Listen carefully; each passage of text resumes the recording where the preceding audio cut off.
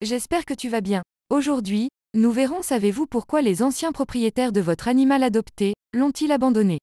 Cette vidéo vous est présentée par Questions-Réponses, la chaîne où vous trouverez réponse à tout. Merci à Valérie Godbout, Océane Mazzoni, Zakia Bestou et Rachel Lomba de nous partager leur point de vue. C'est parti pour la première réponse de Valérie Godbout. Nous avons adopté notre Rocco, un beau labrador croisé, dans un refuge de Montréal. Après l'avoir remarqué sur les réseaux sociaux et sachant selon sa description qu'il était doux avec les enfants et les chats. Nous avons aussi un minet à la maison, je suis allée le voir. Ce que j'ai vu m'a fendu le cœur. Un refuge assez propre en gros, mais avec des employés qui faisaient de leur mieux avec le peu de moyens qu'ils avaient, ça paraissait qu'ils étaient débordés. Un petit chien piteux était sorti de sa cage, il ne voulait pas y retourner et était figé là, tellement sale. Puis j'ai vu mon chien, petite bec couché au fond de son box, il semblait se dire que s'il était sage, il en sortirait plus vite. Ça faisait 3 semaines qu'il était là. Avant que je parte, il m'a regardé comme ça et je lui ai juré que je reviendrais le chercher.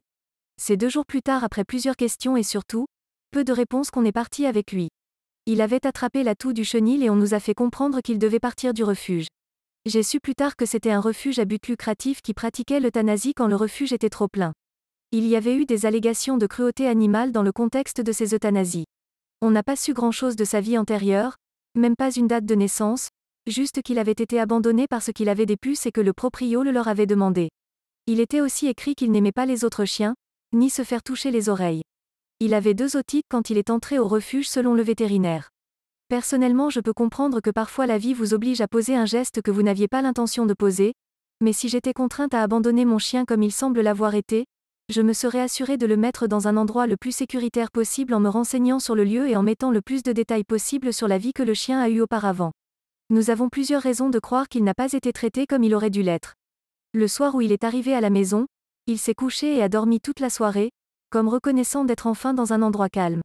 C'est le plus beau cadeau de Noël que mon copain et moi ayons jamais eu. Il semblait enfin heureux. Le voici le soir de son adoption. Le voici aujourd'hui, plus de 2 ans plus tard. Il a maintenant 4 ans. Et dit: merci de tous les commentaires et votes pour ma réponse. Je ne réponds pas à beaucoup de questions mais celle-ci me tenait à cœur. Voici en bonus d'autres photos de notre beau Pitou. La réponse suivante est de Océane Mazzoni. Je ne connais pas trop l'histoire de mon chien, mais je peux supposer.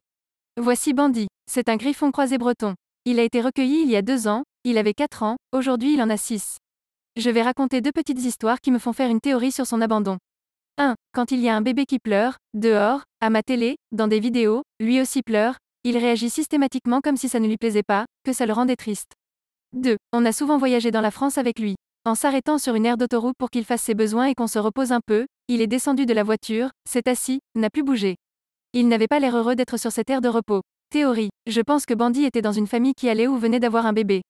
Puis qu'il a été abandonné et attaché sur une aire d'autoroute. Je ne sais pas du tout, ce n'est qu'une supposition, mais à chaque fois ces 2 choses arrivent, ça a dû le marquer. La prochaine réponse est de Zakia Bestou. Les anciens propriétaires de Lisa ne l'ont pas officiellement abandonnée. Ils l'ont affamée, enfermée dans une cave et maltraitée à la mort de sa maîtresse.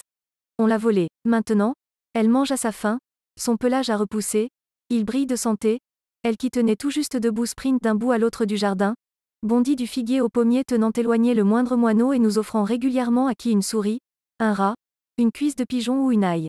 Elle a même rapporté les perles de la voisine accrochées à sa queue un jour XD, on les a rendues.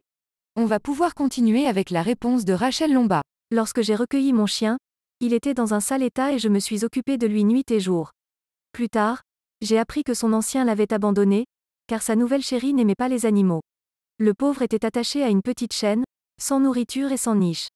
C'est la fin de la vidéo, merci d'être resté jusqu'à la fin. Si vous avez trouvé la réponse que vous recherchiez, merci de laisser un like et de vous abonner, ça nous aiderait beaucoup. Les amis, c'est maintenant la fin de cette vidéo, pensez à laisser un commentaire pour nous dire si ces réponses vous ont plu. À très vite.